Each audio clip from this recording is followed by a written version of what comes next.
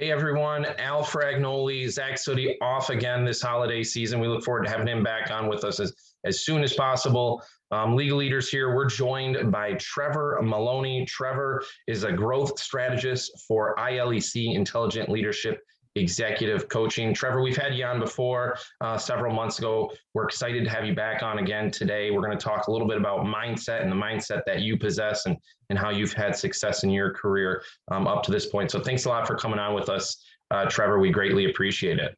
No, thank you so much, Al. Great to be here.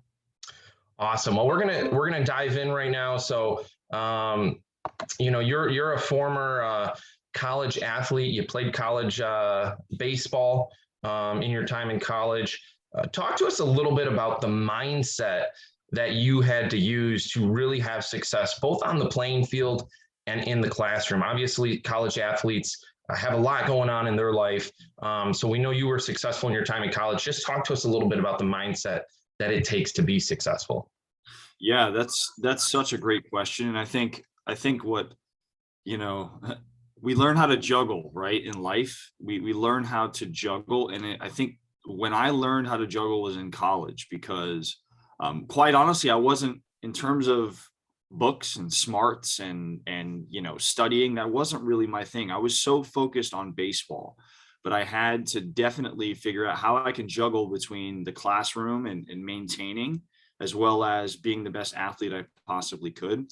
I was really fortunate, Al, to have a coach and a staff that really believed in what we call the mental game of baseball, and quite honestly, the mental game of life.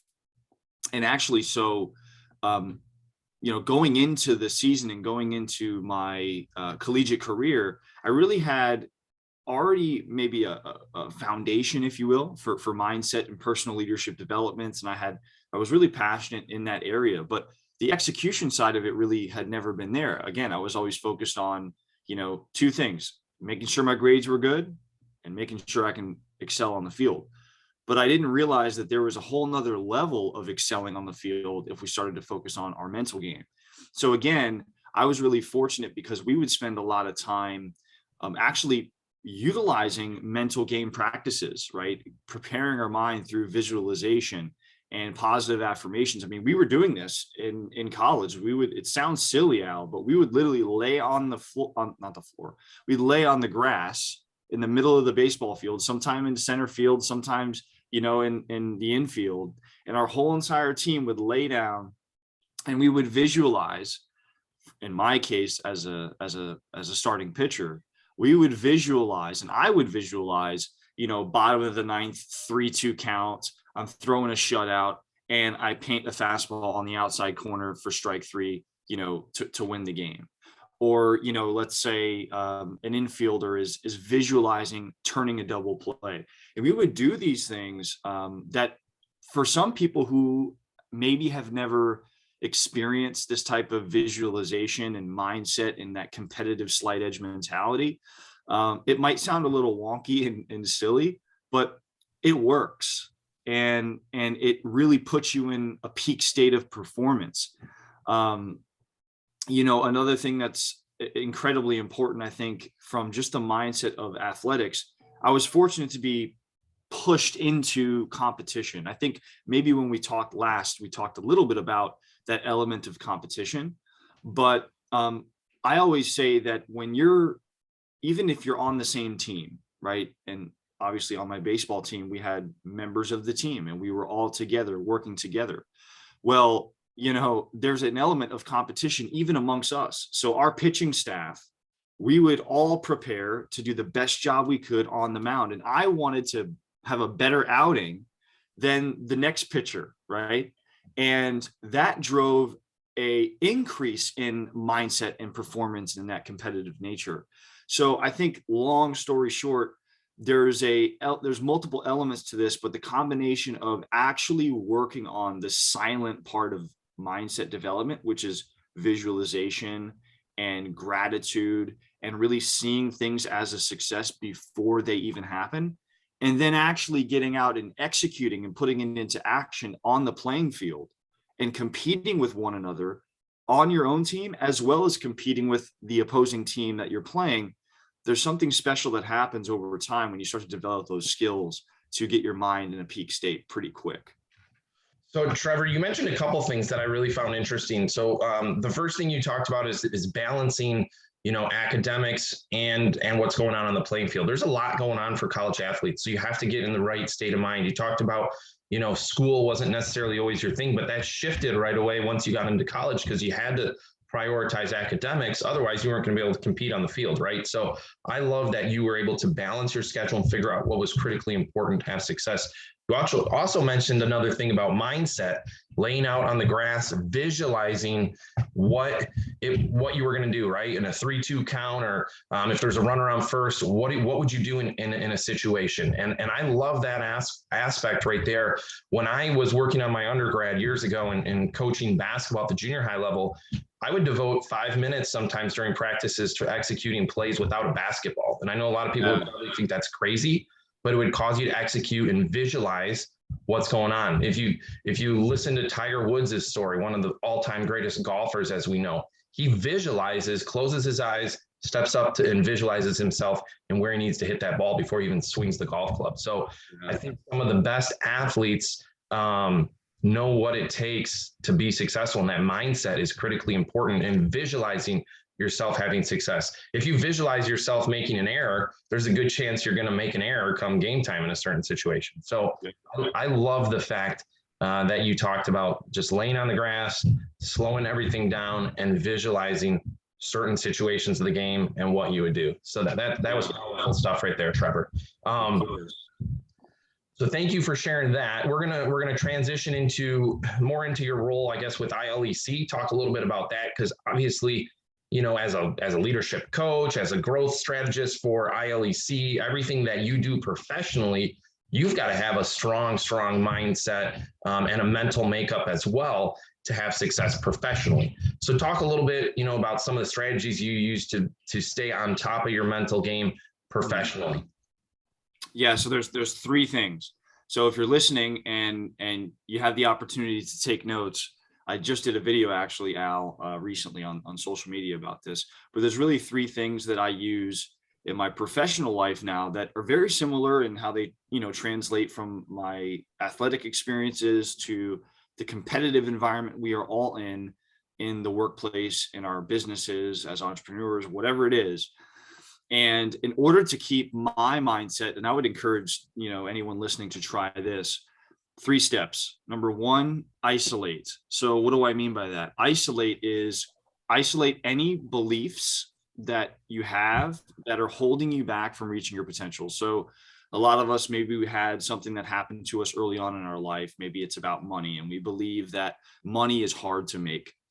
Maybe we believe, in my case, relationships around me were always pretty rocky, right? I mean, my father walked out when I was a little kid. There's all these things. So growing up, I had this deep belief system that relationships were just arguments, and they were tough, and they were dysfunctional. And I had these deep beliefs. And so it took me a while, but I had to really isolate those beliefs that I finally recognized were holding me back. That's step number 1. Step number 2 is eliminate. So eliminate is essentially, understanding that those beliefs are causing what? Thoughts. And those thoughts are creating negative thinking patterns that we begin to experience and live out in our day-to-day lives. So maybe, again, going back to the money situation, if you believe that money's hard to make, all of your thoughts are going to be, succeeding in the pursuit of realizing that money is hard to make, right? And our brains are thought achieving machines. So if you ask poor questions, you're going to get poor results. So we have to recognize how to eliminate those negative thinking patterns and those negative thoughts, right? Step number 3 is replace and replicate. So we replace those negative thoughts with positive affirmations and positive thinking and positive visualization. A lot of the stuff that we were just talking about baseball. And then you want to replicate that on a daily basis, because what that does is it starts to recreate and almost ignite a new belief system. And I believe we have the ability to change those beliefs, then start recreating better thoughts, and therefore getting better results. So I would say, in a nutshell, that's really my strategy, is like, I'm constantly looking at, okay, what beliefs are holding me back from reaching my professional goals? What beliefs are holding me back from reaching my personal goals? And then how do I start to eliminate those negative thoughts that are coming from those beliefs? And then how do I replace and replicate better thoughts so that I can honestly start to step into the confidence that I deserve, right? And that's an ongoing thing. That's a daily thing. Does that make sense? It does, and I believe that this is powerful stuff, Trevor. So thank you for sharing it, first of all. But a couple of key takeaways that I think of here is I think naturally a person's brain is wired to think of, you know, maybe some negative thoughts or be cautious of their surroundings and everything. I mean, you look at the media, it's typically full of negative news half the time, and that's what people will flock to a lot of times, unfortunately. So these are difficult things. They don't come easily, but to your point, if you focus on these things, you mentioned deserving things, right? We all deserve to be happy. We all deserve to have great thoughts. So this is something that each and every one of us should constantly be working on. Isolate, right? You mentioned isolate. A lot of times, this is for all people, the things that happen to us as children carry up into us as adults, whether that be positive or negative. And we all have experiences, a lot of us that, you know, a few here and there that were negative. And those tend to resonate, right? And stick out a little bit more than others. But if we can isolate those beliefs and then eliminate all those thoughts, and then your third point, you know, replace them with positive events, positive things, positive thoughts, and then just constantly keep replicating that's the way to go. And this makes me think, when you talk about beliefs and your thoughts, it makes me think of the inner and outer core of our wheel of intelligent leadership that we often talk about, right? In those inner cores that we have and competencies with our beliefs and thoughts. So Trevor, to me, this was powerful stuff. So I appreciate you sharing it with our audience and with us today. Of course, absolutely. And I go back out as well to, you know, just the visualization part, and then combining that with gratitude. So, you know, if you listen to any, you know, heavy quote guru on, you know, life success or leadership or mindset or whatever, one of the things that you'll often find is gratitude is one of the biggest pathways to fulfillment and joy in our life, and ultimately lead to success. And here's why I believe that's true. If you can get to a place where you're grateful for something that hasn't happened yet, you're more likely to make it happen, right? So oftentimes we reverse the formula. We say, okay, once I land that promotion, I'm going to be grateful. Or once I win that next client, therefore now I can be grateful. It's like, no, it works the other way around. It's like, no, you have to be grateful for the clients you are going to win. You have to be grateful for the promotion that you are going to receive. And then you create it, and then you put work in, and you get excited about it because you genuinely feel that gratitude before it's even happened. I think that's huge. That is so huge for our production, for our energy, and for our excitement going into each day.